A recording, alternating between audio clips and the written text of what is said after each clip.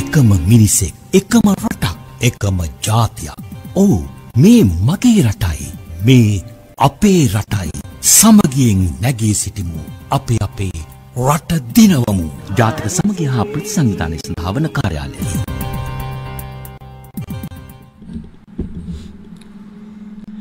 ආයිබෝන් සුදාසනක් ප්‍රිය මිත්‍රයනි ඔබ හැමදෙනාටම අදත් ඉතාමත් වැදගත් මාතෘකාවක් සමග අපි සුභාරතී සංවාද මණ්ඩපයෙන් හමු වෙනවා.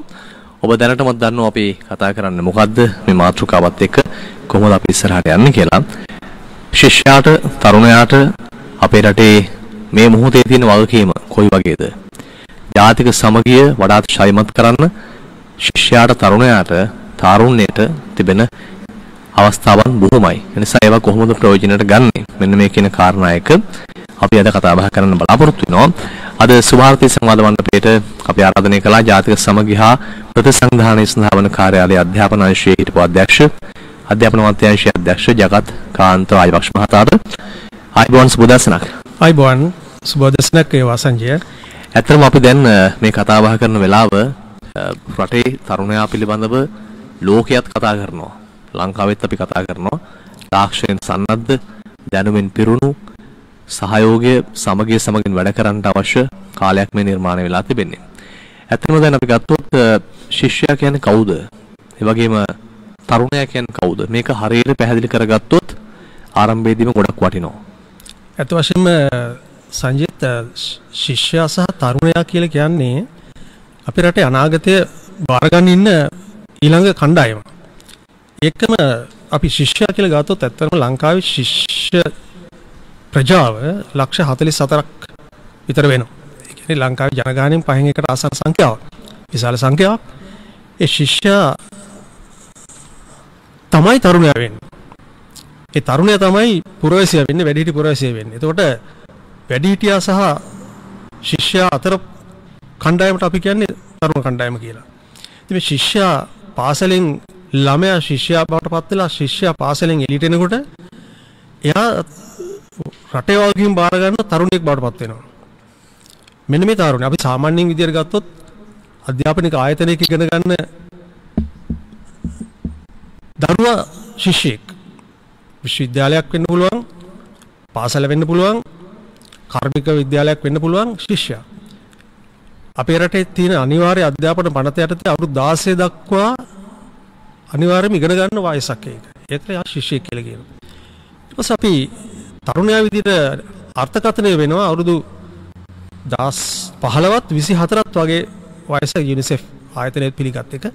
සමහර අවස්ථාවලදී ඒක 35 වෙන අවස්ථා තියෙනවා. නමුත් අපි ඊට වඩා හොඳයි අපි හිතුවොත් මේක සංක්‍රමණ අවධිය තරුණයා කියලා කියලා.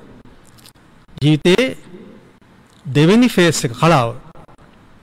වැඩිහිටියා පිළිබඳ වැඩිහිටියෙක් වෙලා වගකීම් බාර ගන්න ශිෂ්‍යයා. මේක අමුතුම තැනක්. අමුතු තැනක්. ඒ කියන්නේ ඔපින තැනක්. නාවුණු තැනක්. බුද්ධි ප්‍රබෝධය, ශාරීරික වෙනස්කම්, සමාජය පිළිබඳ අවබෝධය ලබා ගන්න අලුත්ම ජව සම්පන්න තැන තමයි තාරුණ්‍යය. අනේ තාරුණ්‍ය පිළිබඳව අපි අද කතා කළ යුතු වෙනවා. අත්‍යවශ්‍යයෙන්ම කතා කළ යුතු මාතෘකාවක් වෙනවා. අද විශේෂයෙන්ම ජාතික සමගිය නැත්නම් ජනවාර්ගික සමගිය රටක් ගැන කතා කරනකොට තරුණයා ප්‍රමුඛ ස්ථානය ගත යුතු වෙනවා. හොඳ ඇත්තටම දැන් මේ අපි කියන කාරණය වඩාත් හොඳින් තේරුම් ගත්තොත් තමයි රටක් ඉස්සරහට යන්නේ. තරුණයා නැත්නම් ශිෂ්‍යයා තමයි තරුණයා වෙන්නේ. එතකොට තරුණයා තමයි මහා සමාජයට යන්නේ. එතකොට ඔවුන්ගේ කාර්යභාරය එකමුතු භාවය, සහයෝගයෙන් වැඩ කිරීම, ප්‍රශ්න තෝරා බේරා ගැනීම, හදිසි කලබල නොවී තීන්දුව తీරන ගැනීම මේ කියන කාරණා ඉතා වැදගත්. ඇත්තටම දැන් ශිෂ්‍යයාගේ අත්දැකීම් සහ දැනුම මොහුකුරා ගියපු සමාජයක් සහ ඌට ලැබෙන ලෝකය පුළුල් කර ගැනීම ඉතාමත් වැදගත් නේද සාමාන්‍ය සමාජයේ අපේ? ශිෂ්‍යයා ලෝකෙට නිරාවරණය වෙනකොට අපි දැන් මෙතන කතා කරන්නේ දැනුම මුහුකුරා යාම පිළිබඳ කතා කරොත් ශිෂ්‍යයාගේ දැනුම මුහුකුරා යෑම දක්වා කාලය තුල ඔහු ගත කරන, ඔහු ඇසුරු කරන, ඔහු පරිශීලනය කරන, ඔහු හැසිරෙන ආකාරය ඉතාමත් වැදගත් වෙනවා. අපි උදාහරණයක් ගත්තොත් දරුවා නිවසේදී ශිෂ්‍යයා දරුවා නිවසේදී පළවෙනි අත්පොත තියෙනවා සමාජයට ප්‍රවේශ වීමේ පළවෙනි අත්පොත.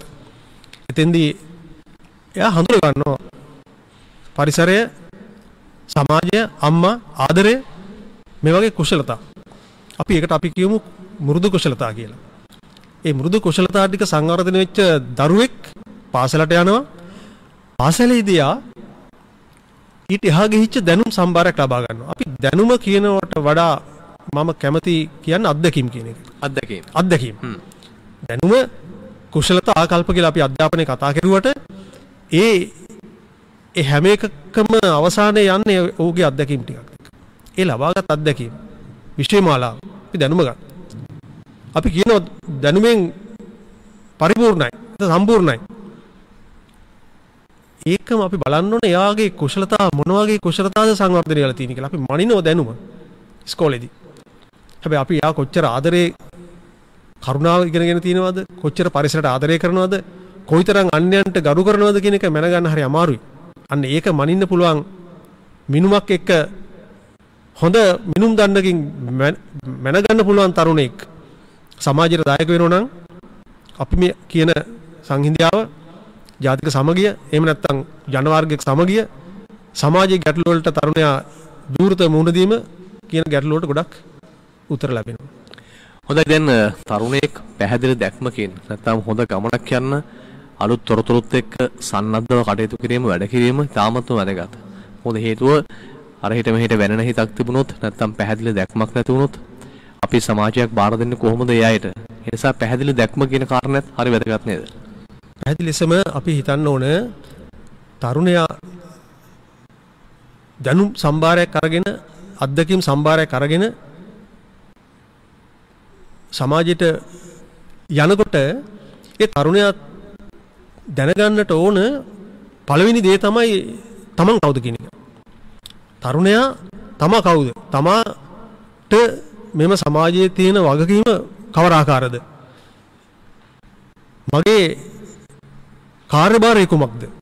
මම හිතන්න ඕන, මම කල්පනා කරන්න ඕන, මම කතා කරන්න ඕන, මම දකින්න ඕන මොන විදියටද මේ සමාජය කියන එක ඒ තරුණයාගේ ඇතුළට ගිහිලා තියෙන්න ඕන. තමා පිළිබඳව. අපි ගොඩක් දුරට කතා කරන්නේ මේ සමගිය, ජන වර්ගයක සමගිය, සාමය පිළිබඳව. දැන් මම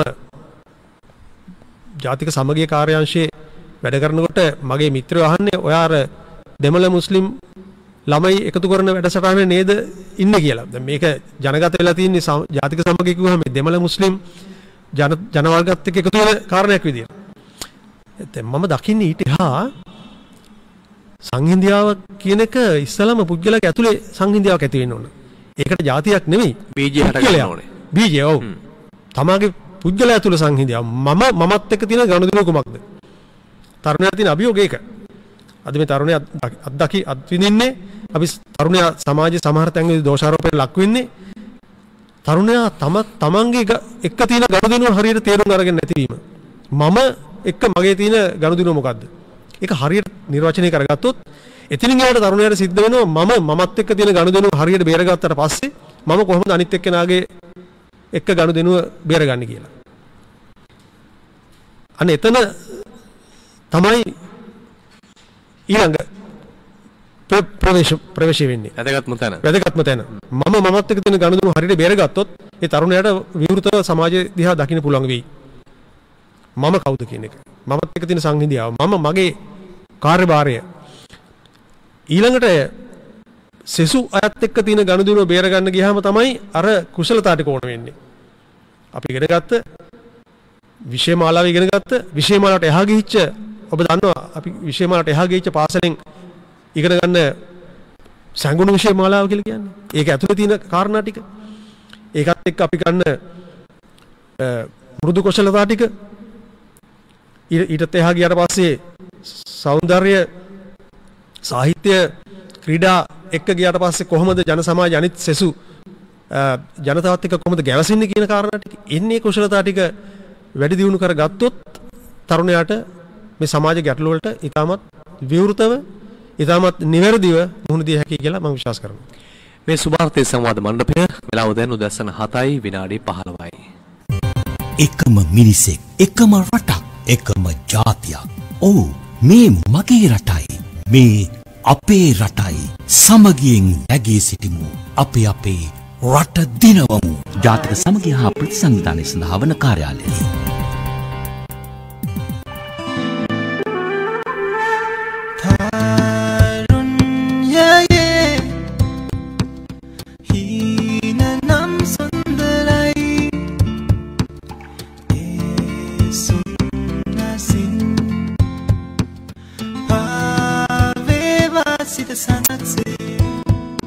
ශිෂ්‍යයා තාරුණ්‍ය සහ ජාතික සමගිය.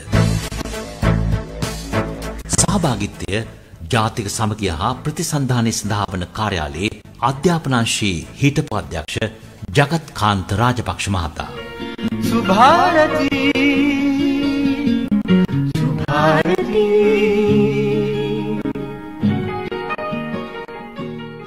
හොඳයි සුභාරතීන්, අපි කතා කරන්නේ අද සමාජයේ තරුණයාගේ කාර්යභාරය. මේක ඉතාමත් වැදගත් කාර්යයක්. ඒ කියන්නේ මේක හරියට කරගත්තොත් තමයි ආචාර්යතුමනි මේ අපිට ඉස්සරහා හොඳ ගමනක් තියෙන්නේ.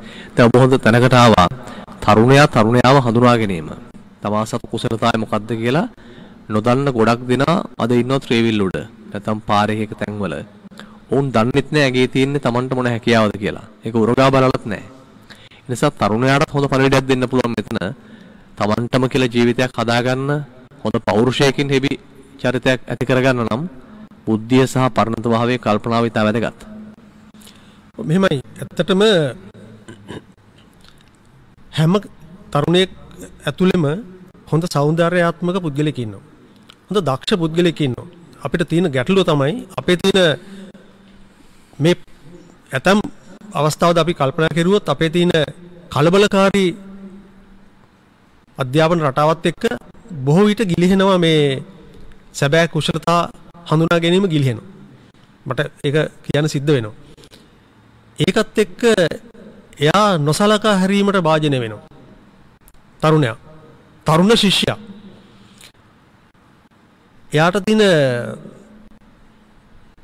එයාට ගෞරවයක් අහිමි වෙනවා. ගෞරවයට වඩා මට කියන්න පුළුවන් වෙනවා ඒකට ආදරය කියලා. ආදරය අහිමි වෙනවා.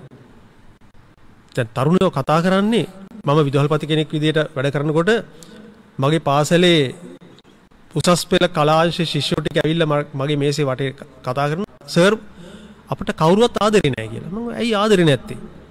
ප්‍රශ්නයක් මේක. දෙමාපියන්ට ආදරය කරන වෙලාවක් නැහැ. සමාජයේ මේගොල්ලෝ දිහා දකින්නේ වැරදි විදිහට. වැඩකට නැති කණ්ඩායමක් විදිහට. ඒතකොට මේ අය අපේක්ෂා බංග අතරපත් වෙනවා. මෙන්න මෙතනින් එළියට ගන්න පුළුවන් නම් මේ තරුණයා ආත්ම විශ්වාසයක් ඇතිව ඒ තරුණයාගේ වැඩක් ගන්න පුළුවන් නම් ඒ තරුණයාට පිළිගැනීමක් දෙන්න පුළුවන් නම් අපිට තියෙන ප්‍රශ්නේ තරුණයාට පිළිගැනීමක් දෙන්න අපේ සමාජය කැමති වෙන්නේ නැහැ. තරුණයා ඇතුලේ තියෙන කාරණා තේරුම් ගන්න. මෙන්න මෙතනින් එහාට ගන්න පුළුවන් වුණොත් මේ තරුණයා බොහෝ ගැටලු වලට මේ තරුණයා නිවැරදිව මුහුණ දෙයි. අපි කතා කරා තමා පිළිබඳ හඳුනා ගැනීම පිළිබඳ. ඊට පස්සේ තරුණයට සිද්ධ වෙනවා තවත් කෙනෙක් එක්ක ගනුදෙනුවක් කරන්න. ඒ ගනුදෙනු කරන අවශ්‍ය වෙනවා අර මම කිව්ව විදිහට අර මූලික මෘදු කුසලතා ටික. අපි ඉපදෙනකොට අපි මේ කතා කරන්නේ ජන වර්ගයක සමගිය ගැනනේ. ඒ නිසා තමයි මම මෙතන ආපහු ගන්නෙ. අපි ඉපදෙනකොට අපි නිකන් කතාවට කියනවා අපි මල්ලක් අරගෙන ඉපදෙනවා. ඒ මල්ල හරි හැලුයි. අපි ඉපදෙනකොට අපි දන්නේ අඬන්නයි සිනාසෙන්නයි පමණයි. මේ මල්ලට අපි දාගන්නට ඕන ඊටම සැහැල්ලු දේවල්. ආදරය, කරුණාව, දයාව, අන්‍යයන්ට ගරු කිරීම,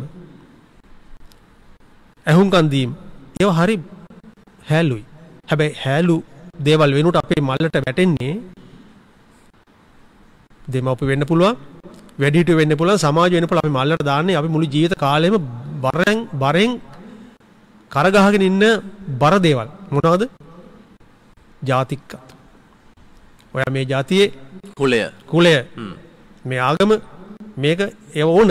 හැබැයි බරක් විදියට දාගත්තොත් අනවශ්‍ය බරක් විදියට දාග ඒවත් එක්ක මේ සමාජයේ යන්න සිද්ධ වෙනවා.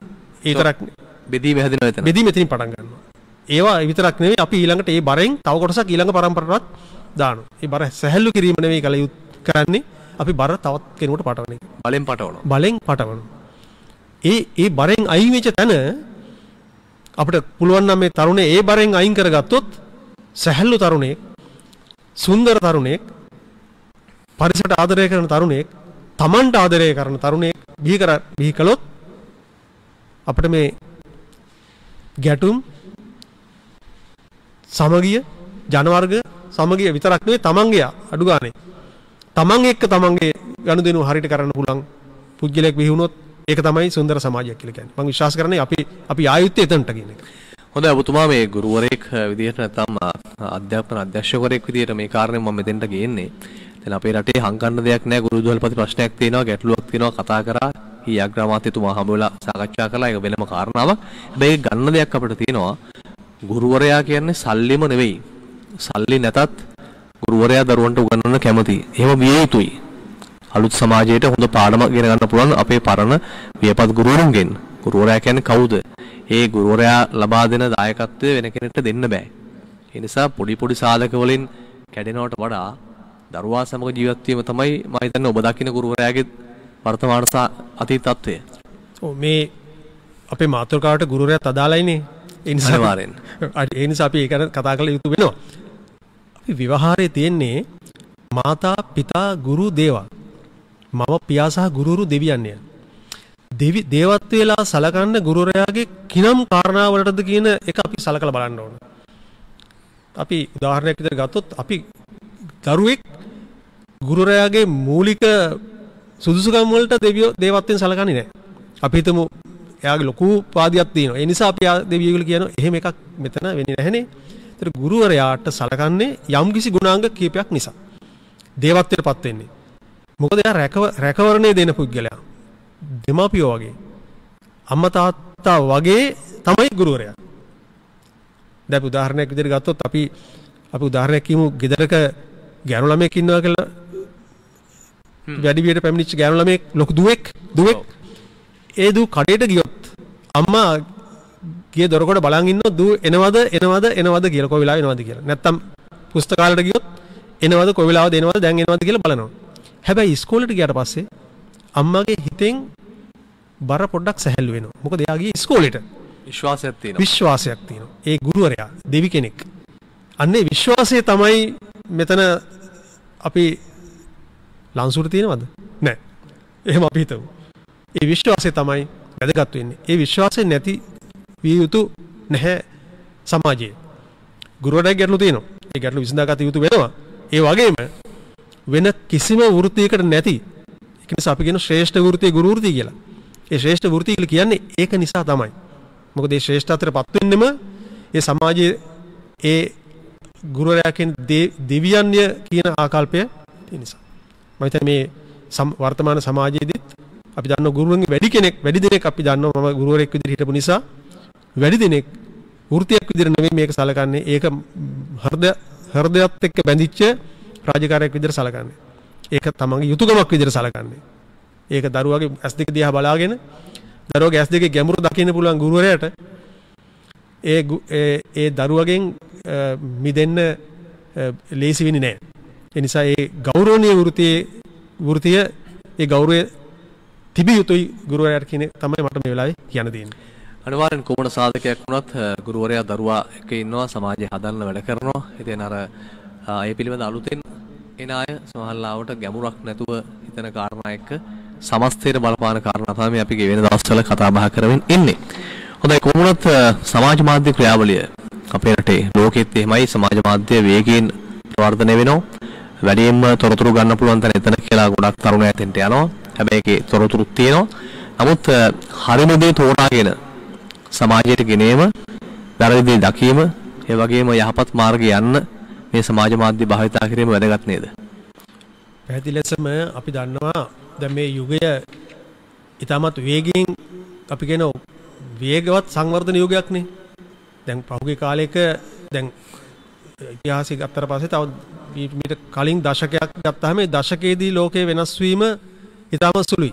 නමුත් මේ දැන් වෙනකොට අවුරුද්දකින් ඒ පහුගිය දශකයෙන් වෙනස් වෙච්ච දේ අවුරුද්දකින් වෙනස් වෙනවා. තව ඉස්සරහදී මාසෙකින් වෙනස් වෙනවා. දවසෙන් වෙනස් වෙනවා. ඒ තරම් වේගවත් ඩිජිටල් යුගයේ මේකෙදි තරුණයාගේ කාර්යභාරය හුඟක් වැදගත් වෙනවා.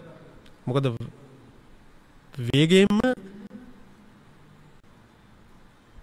මේ ඩිජිටල් යුගයේ ඒ තාක්ෂණයට අවතීර්ණ වෙන්නේ තරුණයා. ශිෂ්‍යයා තරුණයා බවට පත් වෙන මේ තාක්ෂණික මෙවලමත් එක්ක ඉන්නේ. මේ මෙවලමට පුළුවන් ඊටමත් වේගයෙන් යම්කිසි පණිවිඩයක් හොඳ හෝ නරක වේගෙන් දෙන්න. ඉතින් ඒ නිසා මේ මෙවලම භාවිතා කරන තරුණයා ඊටමත් විචක්ෂණශීලී පුද්ගලයෙක් විය යුතු වෙනවා. මම කලින් කිව්වා වගේ තමන් කවුද තමන්ගේ කාර්යභාරය හරියට අඳුරගත්තා නම් මේ කියන කාරණා පිළිබඳව දෙවරක් හිතන්න යා පෙළඹෙනවා. අපිට සංජය අපිට තියෙන ප්‍රශ්නයක් අපි අපේ දරුවෝ බොහෝ විට අපිට පේනවා විෂය මාලාවේ යම් අපිට වැදගත්ම කොටස් අපිට ගිලිහිච්ච නිසා දෝ කියලා හිතෙනවා සොයන් තීරණ ගන්න. තමන් තනියෙන් තීරණ ගන්න ටිකක් මැලිකමක් අපේ ශිෂ්‍ය ප්‍රජාව අතර තියෙනවා. මොකද නිතරම බලනවා තව කාගෙන් හරි යැපෙන්න. අනේ මෙයාම ඔයා මොකද්ද මේකට කරන්නේ කියලා. දැන් අපි බලමු ඇප්ලිකේෂන් එකක් පුරවන්න තැනක පොලිම කියනකො බලන්න. ඔය කෙනෙක් ඔයා මොකද්ද මේකට ලියුවේ කියලා අහනවා ගිහිල්ලා. මොකද එයා ලියපු එක බලලා තමයි මම ලියන්නේ. ඉතින් එහෙම ඒ ස්වභාවයක් තියෙනවා. මොකද තනියෙන් තියෙනවා. අනිත් එතනට ඒක තමයි ප්‍රධාන වශයෙන්ම මේකට පාදක වෙන්නේ. ඒ නිසා තමයි මම කිව්වේ ඒ කුශලතා ටික හදාගත යුතු වෙනවා. තනියෙන් නැගී සිටින්න පුළුවන් කුශලතා ටික හදා ගන්න වෙනවා. ඒ තරුණයට ඒ ටික ගොඩනගෙන්න ඕනේ. ඒ ගොඩනගෙන්න වෙන්නේ අර ප්‍රවේශ කුශලතා. නැත්නම් සමාජයට නිරාවරණය වීම තුලින් අපිට පාසලේ අපි දැන් දෙමාපියොත් කියන්නේ ශිෂ්‍යත්වයේ කොච්චරද ලකුණු කීයද කියලා අහන එකයි. සාමාන්‍ය පෙළ ඒ සාමාර්ථ කීයද කියලා අහන එකයි අරුණකොට වෙනත් දේවල් වෙනත් කුසලතා ගැන අහන්න ක්‍රමයකුත් නෑ අහන්නෙත් නෑ. අහන්නෙම නෑ. අහන්නෙම නෑ. එතන ගැටලුව තියෙන්නේ. එතන යා කොයිතරම් දුරට අර අභියෝග වලට මුහුණ දෙන්න සූදානම්ද? මේ දැනුමත් එක්ක යා අරගෙන තියෙනවද අර ආකල්ප සහ ව්‍යවහාර? අපි එකට ගොත් ව්‍යවහාර කියලා. ව්‍යවහාර අරගෙන තියෙනවද? දැන් අපි අර මම කිව්වේ සංගීත විෂය මාලාව එහෙම නැත්නම් විෂය බාහිර ක්‍රියාකාරකම් ක්‍රීඩා සෞන්දර්ය ගවේෂණ ට්‍රිප් එකක් යන එක මුදුරල්ට යන එක මල්වත්තකට යන එක පුරාවිද්‍යා ස්ථානයක් නරඹන යන එක එකට එකතු වෙලා ඇවිදින එකක් සෙසු ජන සමාජයේ තවත් සහෝදර තරුණ පිරිසක් හෝ තරුණියන් පිරිසක් හමු වෙන එක වෙනත් ආගමික ස්ථානයකට යනවද අපි ඒ දැනුම් ඒකත් එක්ක ගන්න දැනුම ඒ පිළිබඳ අඩුපාඩුවක් තියෙනවා. එන්නේ ඒ නිසා තමයි අපි හරි පරිස්සම් වෙන්න ඕන. මේකෙදි විවෘත මනසකින් කටයුතු කරන තරුණයෙක් මේ රටට දායක වෙන්න ඕන. හැබැයි ඔතෙන් තවත් කාරණයක් ගන්න පුළුවන් මේ දෙමව්පියන් දරුවන්ට ආදරේ. ඒකේ තර්කයක් නැහැ. හැබැයි සමහර දෙමව්පියන් වයසෙන් පොඩ්ඩක් වැඩි වුණත් අවුරුදු 50 60 70 වුණත් දෙමාපියනුත් බලනවා මේ තරුණයාට තීන්දුවක් ගන්න නොදී දැන් අපිට හිතෙන තැන තමයි ගිය හදන්නේ. දෙමාපියන්ට ඕන දේ තමයි රැකියාව තෝරගන්නේ. එහෙම තනුත් තියෙනවා. ඒ ආදරේ නැතුව නෙමෙයි. හැබැයි ඒවත් ටිකක් අවස්ථාව දෙනවා නම් තරුණයාට ටිකක් නිදහස් පරිසරයක් හදන්න පුළුවන් නේද? පැහැදිලි ලෙසම එතන තමයි ගැටලුව තියෙන්නේ. අපි ඔක්කොම අම්මලා කරලා දෙනෝනේ දැන්. දැන් වෙලා තියෙන්නේ ගෙදර දරුවෙකුට මුකුත් කරන්න දෙන්නේ නැහනේ. දැන් මම කතාවක් අහලා තිනවා දැන් අම්මා ගෙදර මේස පිහේ නැති වෙලා හොයනවා.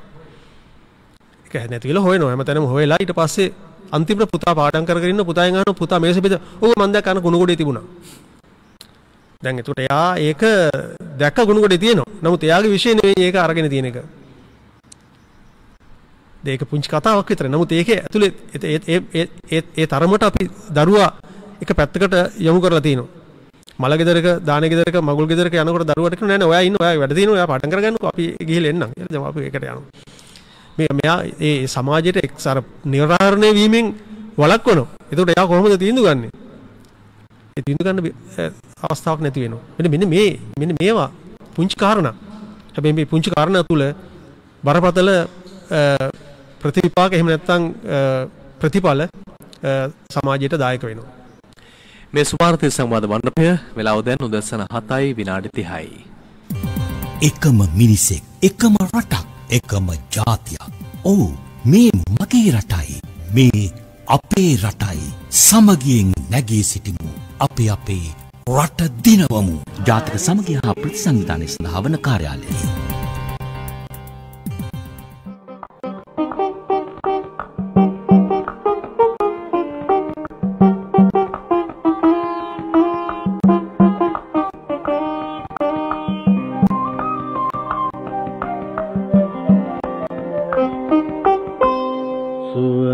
මුවරද වරිණි ආකුල යෞවනය දොරකඩ හිඳේ මලක් වී ඔබ හිතෙනු නිසකයි වසන්තය ළඟ ළඟම ඒ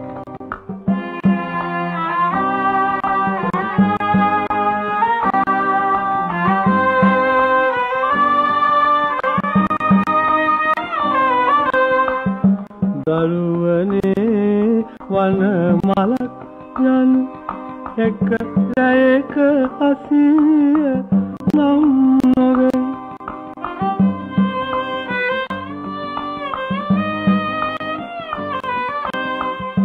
දරුවනේ වන මලක් යනු එක රැයක අසිරිය නම් නොවේ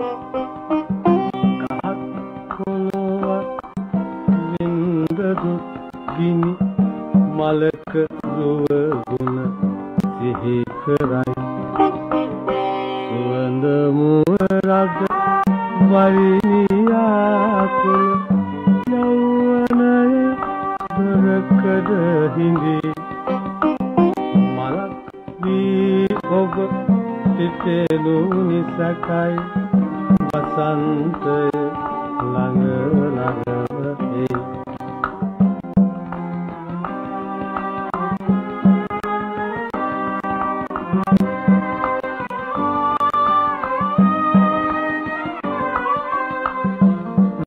සලා පිනි බරවහි නැහෙන කුසුම සතු යුතුයකම මෙලයි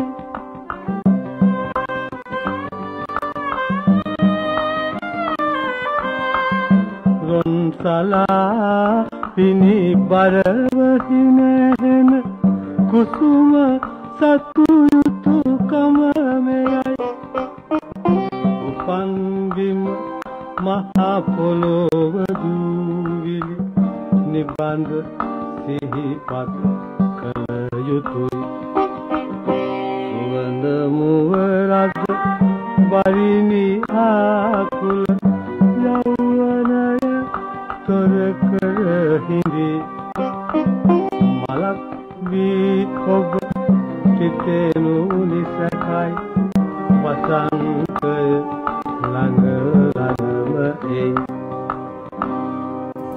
එකම මිනිසෙක්, එකම රටක්, එකම ජාතියක්. ඔව්, මේ මගේ රටයි. මේ අපේ රටයි. සමගියෙන් නැගී සිටිමු. අපි අපේ රට දිනවමු. ජාතික සමගිය හා ප්‍රතිසංවිධානය සඳහා වන කාර්යාලය.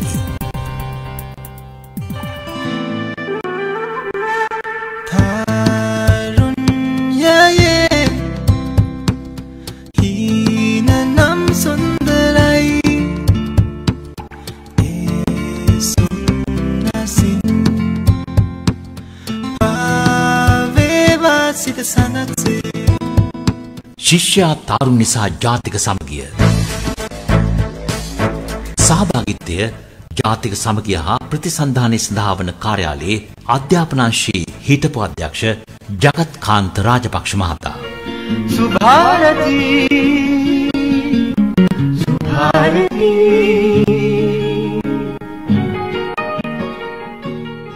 අපි හබු ගීතය අපි රාතශ්‍රී ජයසිංහන් රචනා කළ ගීතයක් ආචාර්ය පණ්ඩිත අමරදේවයන් සංගීතවත් කරමින් ගායනා කරන මේ ගීතය තෝරාගත්තේ අයිය ඔබතුමා ඇත්තටම අද වැඩසටහනත් එක්ක පැහැදිලි ලෙසම සංජය අපි තරුණ පරපුර දිහා බලන්නේ කරදරකාරී කොටසක් විදියට. දැන් ක්‍රිස්තුපූර්ව 6 වෙනි සියවසේ 5 වෙනි 6 සියවසේ සොක්‍රටිස්ුත් කිව්වා ඒ කාලේ දැන් ඉන්න තරුණයෝ ඉතාමත් මේ අසංගොරයි හොඳ නැහැ කියලා. ඉතින් ඒ රේට් එකට ගියොත් දැන් වෙනකොට තරුණයෝ ඉතුරු වෙන්නේ නැහනේ. නමුත් ඒක තමයි සාමාන්‍ය ස්වභාවය. ඒ වුණත් මේ ගීතයෙන් අපිට ඇහෙන්නේ සුපුෂ්පිත මකරන්දයෙන් පිරුණු සුගන්ධවත් තාරුණ්‍ය ගැන.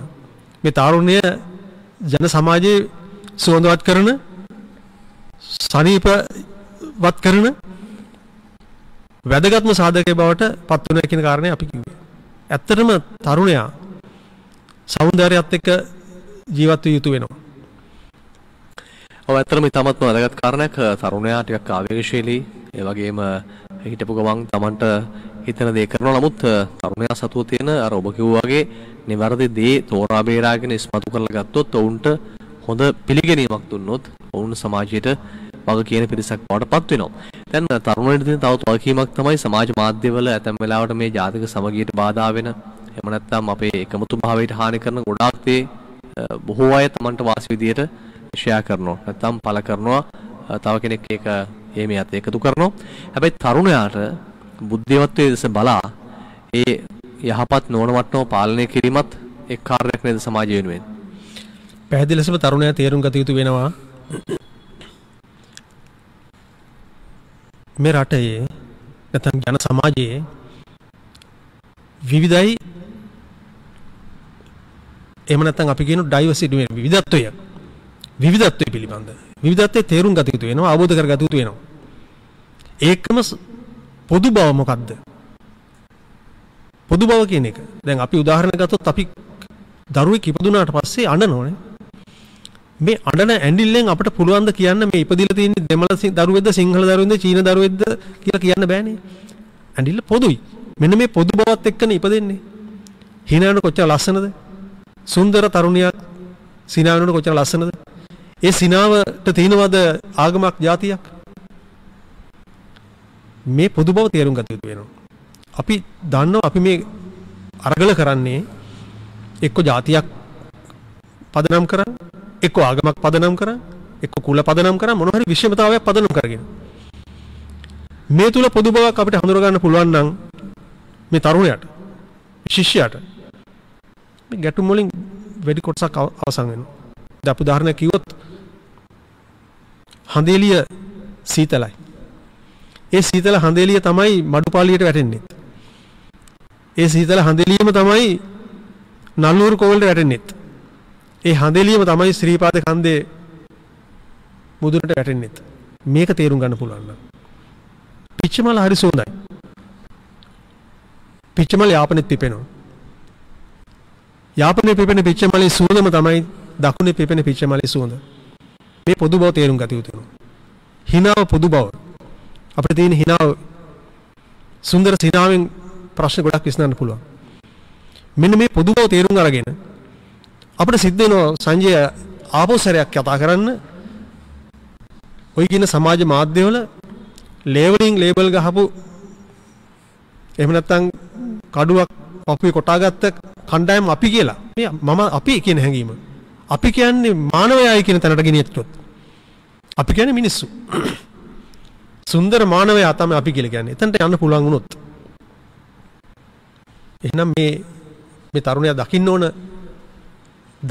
අපි කියලා දකින්න ඕන මිනිස්සු. මානවවාදය. අපිට යන්න වෙනවා සංජය ආපෝසරයක් අපේ ආගම් වල මූලික ඉගැන්වීම් වලට. අපි ඇත්තම කතා කරොත් බෞද්ධ මේ රටේ වැඩියෙන් ඉන්නේ. බුදුහාමුදුරුවෝ කියපු මූලික ඉගැන්වීම් තුල තියෙන ටික අපි හරියට පාවිච්චි කරනවා නම් අපි හැබැයි බෞද්ධය බවට පත් වෙනවා. එහෙනම් එයා සමාජ කුරානයේ තියෙන මූලික ඉගැන්වීම් ටික පිළිගන්න පුළුවන් නම් මූලික ඉගැන්වීම් මම කියන්නේ. ඊට පස්සේ වෙනස් වෙච්ච ඒවා නෙවෙයි. භගවත් ගීතාව එහෙම නැත්නම් බයිබලයේ මූලික ඉගැන්වීම් ටික අපි හරියට පාවිච්චි කරනවා නම් මේ රට සුන්දර රටක්. මිනිස්සු සුන්දර වෙනවා.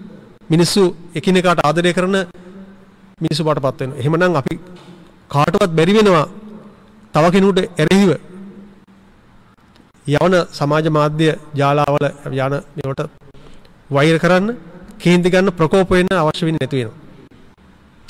ඒක එතනට යන්න පුළුවන් නම් මේ තරුණයාට අපිට එතනට තරුණයෝ ගෙනියන්න පුළුවන් නම් ශිෂ්‍යභාවයේ ඉඳලා පොදු බවත් එක්ක. සෞන්දර්ය තරුණයෙක් බිහි කරන්න පුළුවන් නම් හදවත සුන්දර. මෙතන මේ රටේ ප්‍රශ්න ගොඩක් මේ තියෙන ජන වර්ගික ගැටලු විසඳගන්න පුළුවන් වෙනවා. හොඳයි අත්‍තරම දැන් ශ්‍රී ලාංකික පුරවැසියෙක් විදිහට Taman ළඟම ඉන්න අනික කොමන ජාතියක වුණත් ඔහුගේ නිදහස අගයන්න ඒක සුරක්ෂිත කරන්න ඔහුට තියෙන අවශ්‍යතාවයන් ඒ වගේම වගකීම් ඒ වගේම නිදහස අපට තියෙනවත් එක්ක සමානයි කියලා පිළිගන්න පුළුවන් අර ආරවුල් වලට වඩා ආරවුල් නිරවුල් කරන පරිසරයක් නිර්මාණය කරන තරුණයා මේ කාලේ වැදගත්. සැබවින්ම සංජය අපි විවෘතවම කතා කරුවොත් අපිට දැනෙනව නේද මේ අපි එකිනෙක ඇසුරු කරන්නේ නැහැ කියලා. අපි ජන වර්ග අතර ඇසුරු කිරීම අඩුයි කියන කාරණේ. දැන් උදාහරණයක් ගත්තොත් අපි පාසල තියෙන ඉගෙන ගන්නනේ. පාසල තියෙන ශාස්ත්‍රීය අධ්‍යාපනය ගන්න. එහෙම නැත්නම් තව කුසලතා දිනු කරන දැනුම ආකල්ප කුසලතා වර්ධනය. හැබැයි පාසල් තියෙනුනේ සිංහල බෞද්ධ පාසල්. ඒ පාසලෙම ලේබල් එකක් තියෙනවා අන්න අරක දෙමළ පාසල. අන්න මුස්ලිම් පාසල. ඉතින් එතනින්ම අපි දරුවා වෙන් කරලා ඉවර වෙලා ඊට පස්සේ දරුවන්ට අපි ආපහු තරුණ වුණාට පස්සේ කියනවා අපි ආපහු එකතු වෙන්න කියලා. අපි පටන් ගන්න වෙන්නේම අධ්‍යාපනයත් එක්ක පොදු බව නැති වෙලා තියෙනවා. මට සංජය හොඳ අත්දැකීමක් තියෙනවා මම මේ සහෝදර පාසල් කියලා වැඩසටහන මේ ජාතික සමගි කාර්යාංශ වැඩ කරනකොට මඩකලපු දිස්ත්‍රික්කයේ පාසල් දෙකක ළමයි අපේ වැඩසටහනට ආවා. දින 5ක වැඩසටහනක් ඒ ළමයි ඔක්කොම එකතු කිරීම වැඩසටහනක් කරන්නේ දෙමළ සහ මුස්ලිම් පාසල් දෙකක ළමයි. මුස්ලිම් ළමයි ගෙනනවා දෙමළ ළමයි ගෙනනවා. ඒ පාසල් දෙක අතර දුර කිලෝමීටර් 3යි. ඒ ළමයි ඇවිල්ලා මෙතන සෙල්ලම් කරලා විනෝද වෙලා එකිනෙක අඳුරගත්තාට පස්සේ අපිට කියනවා අපරාධ සර් මේ ළමයි අපේ යාළුවෝ ඉඳලා තිනවා මෙතන අපි මෙච්චර කලක් ඒගොල්ලොත් එක්ක ආශ්‍රය කරේ නැහැ කියලා. ළමයි කියන්නේ. ඒගොල්ලෝ මුස්ලිම් ඒගොල්ලෝ දෙමළ. ඒ නිසා ආශ්‍රය කරේ නැහැ. හැබැයි දැන් ගෙන අපරාධවල මෙච්චර කලක් මේ කතා කරේ කියලා. බදුල්ලේ ළමයි ටිකක් ආවා. බදුල්ලේ සිංහල සහ දෙමළ ළමයි. ඒගොල්ලෝ බස් එකේ ගිහිලා තියෙන්නේ එක කණ්ඩායමක් බස් එකේ පිටිපස්සෙම අනිත් කණ්ඩායම බස් එකේ ඉස්සරහා.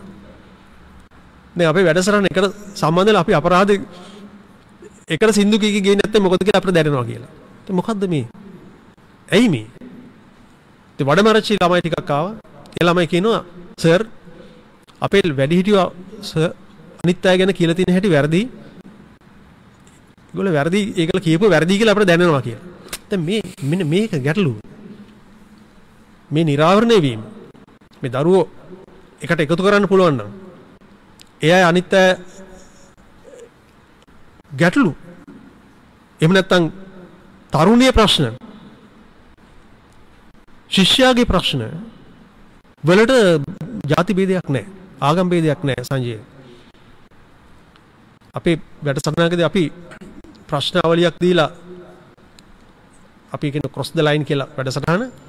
ඒකදී ඔබ පසුගිය සතිය හඬ ඇද්ද කියලා දරුවන්ගෙන් ප්‍රශ්න කරාම ළමයින්ගේ 70%ක් ඉස්සරහට එනවා. හඬ ඇද්ද පසුගිය සතියේ. ඒ ඉස්සරහට ආපු ළමයි මුස්ලිම් සිංහල දෙමළ තුන්ගොල්ලම. එහෙනම් මේ තරුණයේ ප්‍රශ්න පොදුයි. ඒ පොදු බව තේරුම් ගත්තා නම් එතනින් එහාට දරුවා හිතන්නේ නෑ මේක සිංහල ගැටලුවක් මේක දෙමළ ගැටලුවක් මේක මුස්ලිම් ගැටලුවක් හිතන්නේ නෑ. හැමෝටම තියෙන අභියෝග පොදුයි. හැමෝටම තියෙන ප්‍රශ්න පොදුයි. හැමෝටම තියෙන හැඟීම් එකයි පොදුයි. මෙන්න මෙතනට මේ තාරුණ්‍ය ගෙනි ගන්න පුළුවන් වුණොත් ජනවර්ගික සමගිය පිළිබඳ අලුතෙන් පදනමක් හදන්න ඕන වෙන්නේ නැහැ. ඒ කියන්නේ ප්‍රශ්නේ හදලා තියෙන්නේ කවුද කියලා අපිට පැහැදිලි මේ කාරණා වලින්. ඒ කියන්නේ බෙදීම කුඩා කල සිටම අපේ හිතවලට දීලා සමාජය අතර බෙදීමක් හදලා පස්සේ කියනවා අපි එකතු වෙන්න කියලා. ඒ නිසා මේක කොතනින් හරි අවසන් වෙන්නත් ඕනේ. ඒක මුතුව හැමදාම තියාගන්න. මේ ස්වාර්ථ සංවාද මණ්ඩපය උදැසන 7යි විනාඩි 45යි දැන්. එකම මිනිසෙක්, එකම රටක්, එකම ජාතියක්. ඔව් මේ මගේ රටයි.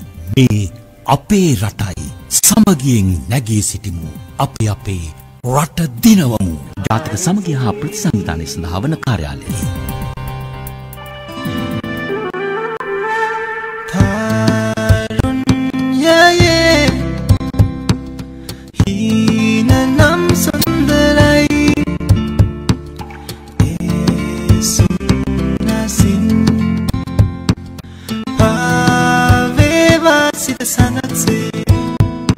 ශිෂ්‍යයා තාරුණ්‍ය සහ ජාතික සමගිය. සහභාගීත්වය ජාතික සමගිය හා ප්‍රතිසන්ධානයේ සඳහා වන කාර්යාලයේ අධ්‍යාපනාංශයේ හිටපු අධ්‍යක්ෂ ජගත් කාන්ත රාජපක්ෂ මහතා. සුභාරති සුභාරති.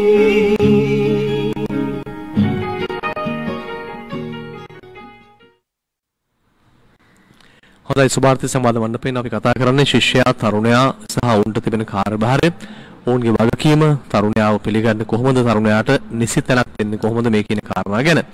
දැන් ජාතික සමගිය පිළිබඳව ආකල්ප සංවර්ධනය කරගන්න ශිෂ්‍යයාට වගේම තරුණයාට, තරුණ ප්‍රජාවට මේ සියලු කාරණයන් එක්ක හොඳින් වැඩ කරන්න ගුරුවරුන්ගේ කාර්යභාරයත් වැදගත්. ගුරු භූමිකාවත් වැදගත්. ඒ වගේම ඔවුන්ට දැනුම නිසි ආකාරයෙන් නිසි කලට දෙන එකත් වැදගත්. කොහොමද අපි ජාතික සමගියට මේ කාරණා සියල්ලම එකතු කරගන්නේ? පැහැදිලි ලෙසම සංජය, ගුරුවරයාගේ කාර්යභාරය අති මහත් මේ වැඩේදී. මොකද ගුරුවරයා කියලා කියන්නේ ගුරුවරයාගේ කාර්යභාරය අපි කොටස් වලට අපි එකින් එක ගත්තොත් ගුරුවරයාගේ ප්‍රමුඛ කාර්යය වෙන්නේ වැඩ ආවඩ කියලා දෙන එක. ඉතින් වැඩ ආවඩ කියලා කියන්නේ හොඳ නරක කියලා දෙන එක.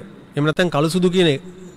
එහෙම නැත්නම් 6-4 කියලා දෙන එක. 6-4 කිව්වේ ඔබ දන්නෝනේ 6-4 කියන්නේ අපාය, දිව්‍ය ලෝකයයි අපායනේ. මේ හොඳ නරක කියලා දෙන එක තමයි ප්‍රධාන වෙන්නේ. දැන් ගුරුවරයා එතනින් එහාට යනවද කියලා මට පොඩි සැකයක් තියෙනවා. මොකද විෂය මාලාවේ තියෙන කාරණා වලින් එහා ලොකු කාර්යයක් ගුරුවරයාට කරන්න වෙනවා. මෙතනින් පටන් ගන්න වෙන්නේ. ඊට පස්සේ තමයි ශිල්ප ශාස්ත්‍ර කියලා දෙන්න වෙන්නේ. ඊට පස්සේ අපි කියනවා නැන පහන දාලන ඥාන ප්‍රදීප. ඥානය දීපණය කියන දැල්වීම ගුරුවරයාගේ කාර්ය වෙනවා. මෙන්න මෙතන තමයි අපිට වැදගත් වෙන්නේ. හොඳ නරක කියලා දෙන එකයි මේ ඥාන ප්‍රදීපය කියලා අපි කතා කරේ මෙන්න මේ තැන. මෙන්න මේ ලෝකයේ තියෙන හරි දේ හරි විදිහට දකින්න දරුවට උගන්වන එක. ඒක ගුරුවරයා මේ විවිධ උපක්‍රම පාවිච්චි කරමින් විවිධ ක්ෂේත්‍ර ඔස්සේ යමින් දරුවට ලබා දිය යුතු වෙනවා. අපි දන්නවා අපි සාහිත්‍ය විෂය මාලාවෙන් අයින් වෙමින් පවතිනවා. ඉතිහාසය අවශ්‍යයි. සෞන්දර්යය අවශ්‍යයි. ක්‍රීඩා අවශ්‍යයි. මෙන්න මේ විෂය එක්ක ගුරුවරයාට සිද්ධ වෙනවා මේ දරුවා විවෘත සමාජය දිහා කොහොමද බැලිය යුත්තේ කියන එක කියලා දෙන්න. එතන පොඩි අඩුපාඩුවක් තියෙනවා. අන්න ඒ අඩුපාඩු සකස් කළ යුතු වෙනවා ජන සමාජය. එහෙම වුණොත් විතරක් අපට ඉස්සරහට යන්න පුළුවන් වෙනවා. අපි පාසලෙන් එළියට එන දරුවා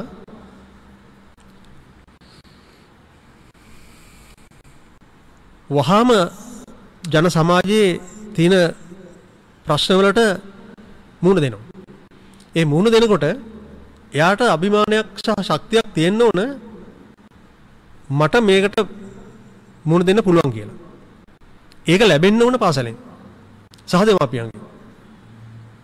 එතෙන්දී හරියට ඒ ටික නොලැබුණොත් ඒ දරුවට මේ ගැටලුවට හරියට මුහුණ දී ගන්න බැරි වෙනවා. එහෙම වුණාට පස්සේ තමයි එයාට තවත් කෙනෙක් මත යැපෙන්න සිද්ධ වෙන්නේ. ඒ නිසා ගුරුවරයාගේ කාර්යභාරය ඉතාමත් විශිෂ්ටයි සහ අපිට කියන්න වෙන එක වැදගත් කියන එක. හොඳ, ඇත්තටම දැන් රටක ජාතික සමගිය නිර්මාණය කරන එක දවසින් දෙකකින් කරන්න බෑ. ඒකට හදවත් වලින් හදවත් යා කරන්න ඕනේ. ඒ නිසා මිනිස්සුන්ට මිල මුදල් දීලා මේක කරන්නත් බෑ. අන්න ඒ නිසා තමයි තරුණයා ශිෂ්‍යයා අපි හදා ගන්න බලන්නේ පොඩි කාලේ ඉඳලම. අර ඔබ කිව්වා වගේ අර ඔබේ මිත්‍රයින් කියනා වගේ මේ දෙමළ සිංහල යාළු කරන එකක් නෙමෙයි මේක. නමුත් සියලු දෙනා අතර සමගිය, සහයෝගීතාවය, සමාජ ආරක්ෂතාවය, ඔබේ ආරක්ෂාව මට දෙන්න පුළුවන් නම් මේක නිදහසට ගරු කිරීම, අන්‍යා අගය කිරීම, මේ කාරණා පිළිබඳව දැන් මේ ගෙවෙන කාලෙත් ලෝක වසංගතයක් එක්ක අපි ඉන්නේ. ප්‍රශ්න ගොඩක් ආර්ථික වශයෙන්, සමාජීය වශයෙන්. ඉතින් මේ කාලෙත් අපි වහන් ඉන්න තරුණයාට මේ හරිම නිවැරදි පණිවිඩය දීම දෙමාපියන් සතු වගකීමක්. ඔව්, පැහැදිලි ලෙසම හරියට දකින්න. තරුණයා දිහා දරුවා දිහා හරියට බලන්න. හරියට බලන්න. දැන් අපි සංජය අපි දරුවෙක්ව වඩාගෙන යනෝනේ ඉස්කෝලේට. එක වසරට හොඩියට පන්තියට වඩාගෙන යන්නේ. 5 වසරට අතින් අල්ලගෙන යන්නේ ශිෂ්‍යත්වයට. 12 වසරෙන් පස්සේ මොකද වෙන්නේ? 12 වසරෙන් පස්සේ කොච්චර දුරට අපි දරුවත් එක්ක ඉන්නවද? මෙන්න මෙතන ගැටලුව තියෙන්නේ. අර අවුරුදු 5ක් හුරුතල් කරන්න ඊළඟ දස වසර දඬුවම් කරන්න අවුරුදු 16 වුණාට පස්සේ පුත්‍රයා මිත්‍රයෙක් විදිහට ඇසුරු කරන්න. ප්‍රතිශතක ශ්ලෝකයක් තියෙනවා මම ශ්ලෝකේ කියන්නේ නැහැ. පුත්‍රයා මිත්‍රයෙක් විදිහට ඇසුරු කරනවාද? අම්මා දූ යාළුවෙක් විදිහට ඇසුරු කරනවාද? තාත්තා පුතාව යාළුවෙක් විදිහට ඇසුරු කරනවාද? මෙතනින් මෙන්න මේ කාරණේ ගිලිහෙනවා සමාජයේ. එතකොට එයා නිදහස් එයා විසිරලා යනවා දරුවා. එතකොට එයාට මුණ ගැහෙන්න වෙන්නේ කවුද? එයා නවතින්නේ එතන. ඒ නිසා අපි එතන දැන් ওই තාක්ෂණික ප්‍රශ්නෙත් එන්නේ එතනනේ. අනිවාර්යෙන්. තාක්ෂණික ප්‍රශ්නෙත් එන්න. දරුවා සැරිසරන්නේ කොහෙද කියලා තාත්තා දන්නේ නැහැ. දරුවා සැරිසරන්නේ කොහෙද කියලා අම්මා දන්නේ නැහැ. හැබැයි යාළුවෙක් විදිහට ඇසුරු කරා නම් අම්මත් එක්ක තමයි ඒ සැරිසරීම කරන්නේ. තාත්තත් එක්ක සැරිසරීම කරන්නේ. දැන් ග්‍රහණයෙන් මිදිලා. ග්‍රහණයෙන් මිදිලා. මෙන්න මේ ග්‍රහණයෙන් මිදෙන්න ඒ ග්‍රහණේ තියා ඒක දෙමාපියොත් දැනුවත් යුතු වෙනවා. දෙමාපියොත් ඒ කුසලතා ටික දෙමාපිය ගාව තියෙන්න ඕන. මේක තමයි ප්‍රධාන දේ. මම නිතරම අවධාරණය කරන කැමති වෙන්නේ සංජය අපි ගාව තියෙන්න ඕන මෘදු කුසලතා ටිකක් ඒක වර්ධනය කරගත යුතුම වෙනවා. එකක් අපි අහුම්කම් දෙනවද කියන කාරණේ. අහනවද අහුම්කම් දෙනවද? අපි අනිත් අයට ගරු කරනවද? අපි අනිත් අයට කොච්චර අගය කරනවද? අපි කොච්චර පුරුදු වෙලා තියෙනවද? ආයි හරි හොඳයි ඔයාගේ වැඩට සටහන කියලා. එහෙම නැත්නම් ඔයා කරපු වැඩි හරි ෂෝක් කියලා කියන්නේ. හරි හොඳයි හොඳ ලස්සනට කරා කියලා කියන්නේ. ඔය හොඳ උත්සාහයක් ඔයා කරේ ඔය හොඳ වැඩක් කරේ කියලා කියන්නේ. අපි බලන්නේ වැරද්දක් කියන තමයි කැමති හොඳක් කියන කැමති නැහැ. අහන්නේ අපි අහුම්කම් දෙන්නේ නැතුව අපි අපේ මතේ ප්‍රකාශ කරනවා. අපි අහුම්කම් දෙන්නේ අහගෙන ඉන්නේ නැහැ. අපිට පුරුදු නැහැ ඒක. ගෙදරත් එහෙමනේ. ගෙදර දෙන්න දෙමහල්ලෝ රණ්ඩු වෙන්නේ අහුම්කම් දීම සහ එකිනෙකා ගරු කිරීම නැති නිසානේ. ඉතින් අල්ලපු ගෙදරත් එක්ක රණ්ඩු වෙනවා. ඊට පස්සේ අල්ලපු ගමත් එක්ක රණ්ඩු වෙනවා. අනිත් ජාතියත් එක්ක රණ්ඩු වෙනවා. මෙන්න මේ ගැටුමනේ ප්‍රශ්නේ තියෙන්නේ. මේ කුසලතාව ටික නැති මෙන්න මේ තරුණයත් තුළ මෙන්න මේ කුසලතාව ටික ඇති කරගන්න පුළුවන් වුණොත් අපිට හොඳ තැනකට හැකි වෙනවා. හොඳයි අත්‍තරම දැන් ජාතික සමගිය නිර්මාණය කරන්න කියන කාරණේ ජාතික සමගිය නැතුව අපි දුක් විඳපු කාලයක් තියෙනවනේ අපේ ඉතිහාසයේ. ඒතකොට ඒක ගණනය කරන්න බැරි තරම් ජීවිතවලින් අපි වන්දි ගෙවුවා. මේ සමගිය සහ විශ්වාසය නැතිකම නිසා. ඒතකොට යලි වතාවක් කුමන ශේෂ්ත්‍රයකින් හෝ සමගියක් ඇති නොවි එකට යන්න අපිට බෑ. සමගිය යන්නට ඕනේ. ඒ නිසා තරුණයා මේකේ නියමුවෙක් වෙන්නට ඕනේ. තරුණයාට තමයි පුළුවන් මේක කරේ තියාගෙන යන්න. නෑ මේක වැරදි මේක හරි කියලා කියන්න. ඒ නිසා තරුණ නියමු වරුන් ඉස්සරහට එන්න ඕනේ මේ කාලේ. ඔව්. පැහැදිලිසම රටක සෞභාග්‍ය රඳා පවතින්නේ ඒ රටේ ඉන්න විවිධ ජන වර්ගවල ජන කොටස් වල සමගිය මත. දිනු වෙච්ච ඕනෑම රටක විවිධ ජන වර්ග ඉන්නවා. ඒ ජන වර්ග අතර ගැටුමක් නැහැ. ගැටුමක් තිබුණොත් රටක් දිනුනේ නැහැ. ප්‍රපාතර වෙරිච්ච හැම රටක්ම බැලුවොත් මොනවාර හේතුවක් නිසා ජන වර්ග ගැටුමක් හදාගෙන තියෙනවා. ඒක හදන්නේ කවුද කියලා අපි දන්නේ නැහැ. ඒක නිර්මාණය කරපු එකක්ද කරන එකක්ද කෙරමින් පවතින එකක්ද කියලා අපි දන්නේ නැහැ. අපි ඒක සෙවිය යුතු වෙනවා. තරුණයා ඒක දැනගත යුතු වෙනවා. මෙන්න මේ සමගිය ඇති කරන්නට පාරට බහින්න ඕන තරුණයා. මොකද වැඩිහිටියා දැන් වයසට උඟක් කිහිච්ච කෙනෙක්ව එකපාරට ඔතනට හරව ගන්න අමාරු වෙන්න පුළුවන්. හැබැයි තරුණයාට මේක මෙතනට යන්න හරි පහසුයි. මොකද එයා තාම ඉන්නේ සුන්දර අර සින්දුවේ වගේ සුපිපි තාරුන්නේ. එයාට සුවඳ තේරෙනවා. ඒ සුවඳත් එක්ක එයාට අනිත් අයගේ සුවඳ දැනෙන්න අපි සැලැස්සුවොත් අනිත් අයගේ හැඟීම් දැනෙන්න සැලැස්සුවොත් එයා පාරට බැස්සොත් අපිට අපේ කියන හැඟීමෙන් මේ මිනිස්සුයි කියන හැඟීමෙන් අපි මානවයයි කියන හැඟීමෙන් අපි ඔක්කොම මරණ මිනිස්සුයි කියන හැඟීමෙන් අපි ඔක්කොම එක හා සමාන හැඟීම් තියෙන අය කියලා හැඟීමෙන් ප්‍රමුඛත්වයේ ගත්තොත් එහෙම නැත්නම් නායකත්වයේ ගත්ත තරුණයෝ මෙරටේ ජාතික සමගිය එහෙම නැත්නම් ජනවාර්ගික සමගිය ඇති කරන එක ලොකු ප්‍රශ්නයක් නෙවෙයි. ඒ නිසා පෙළ ගැස යුත්තේම ශිෂ්‍ය ප්‍රජාව සහ තරුණයා රටේ ඉදිරි අනාගත සංහිඳියාව සම්බන්ධයෙන්. ඒ වගේම දැන් අපි දකින දෙයක් තමයි මේ අපි ඔක්කොම එකතු කරනවා. සල්ලි උනත් බලන්න කීයක් හරි වැඩිපුර එකතු කරගන්න. හැබැයි තව කෙනෙක්ට දෙන්න, බෙදලා දෙන්න, තව කෙනෙක් සතුටු කරන්න. තව පිරිසක් අපි වගේම ලස්සනට ජීවත් වෙනවා දකින්න. අන්න එහෙම ලස්සන ලෝකයකුත් නිර්මාණය කරන්න පුළුවන් මේ අපේම තරුණයින් අයට. මොකද මේ කාලේ ගොඩක් අය ගුවන්විදුලිය අහන් ඉන්නවා. ගොඩක් අය නිවෙස් වල.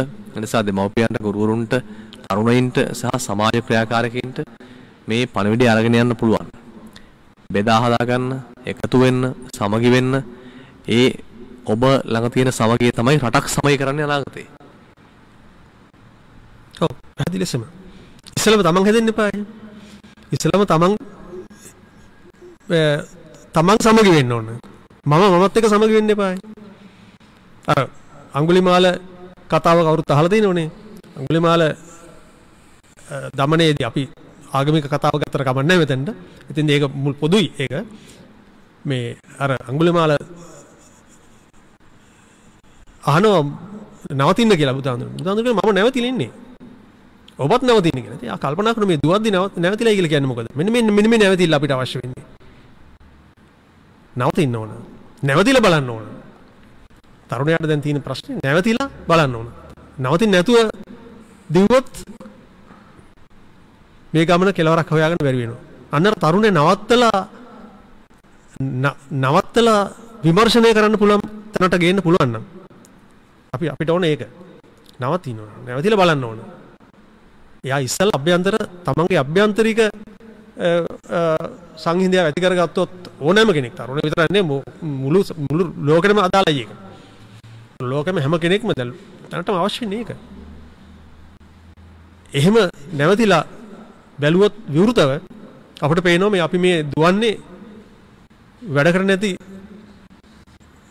නැති දිවිල්ලක් දුවන්නේ. අපි ඉන්න ඕනේ උතන නෙවෙයි. අපි ඉන්න ඕනේ මෙතනයි කියලා හිතෙනවා තමන් නැවතිලා බැලුවොත්. අපිට තරුණ පරම්පරාව එතනට ගන්න පුළුවන් නම් සුන්දර තැනකට ගන්න පුළුවන් නම් සෞම්‍ය තැනකට ගන්න පුළුවන් නම් තමන් පිළිබඳ විශ්වාසයක් තැනකට ගන්න පුළුවන් නම් තමන්ට මේ ලෝකෙ නිවැරදිව දකින්න, පියවි ඇසින් දකින්න පුළුවන් ලෝකෙට. අපි දකින්නේ අපේ ඇහින් නෙවෙයිනේ. තරුණයෝ ගොඩක් දුරට Facebook එක බලාගෙන ඒ ඇහින් ලෝකෙ දකින්නේ. Facebook ඇහින් නෙවෙයි තමන්ගේ ඇහින් දකින්න පුළුවන් මට්ටමට තරුණයා ගෙන්න ගන්න පුළුවන් නම් මං කියන්නේ මේවලම් අනවශ්‍යයි කියන එක නෙවෙයි. එසේ පරිශීලනය කළ යුතුද කියන කාරණේ. කොහොමද ඒක අපි මේවලමක් විතර ගන්නෙ?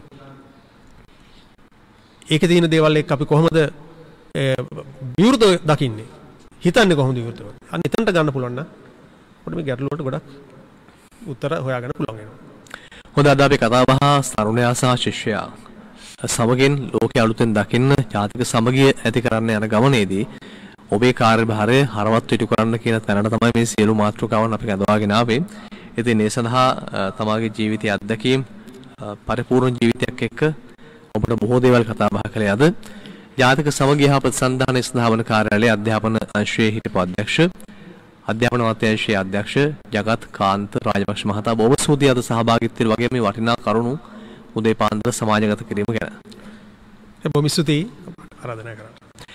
අද සුභාර්ථ සංවාද මණ්ඩපයේ ගෙනීම සඳහා අපට බාහිර ප්‍රචාරක අංශයේ සිට අරුණ නානායක්කාර පී නන්දන ඇතුළු පිරිස ස්තුතියි සෝෂල් සහයෝගයක්. ඒ වගේම අදත් සුභාර්ථය සම්බන්ධීකරණය කරන්න ශ්‍රී ලංකා ගුවන්විදුලි සංස්ථා පාර්ශවයෙන් හිරුනි රත්නායක ඔබට ස්තුතියි. ඒ වගේම ජාතික සමගිය හා ප්‍රතිසන්ධානයේ ස්ථාපන කාර්යාලයේ පාර්ශවයෙන් සඳුන් ලක්මාල් ඔබට ස්තුතියි.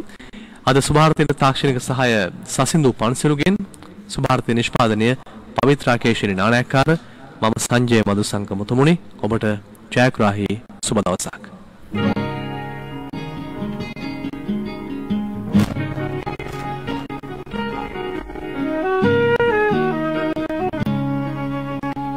දැනුම ලබාගමු උදෑසනකසේ සිතැඟි වඩාලමු දිය ඇල්ලකසේ සුභාරතී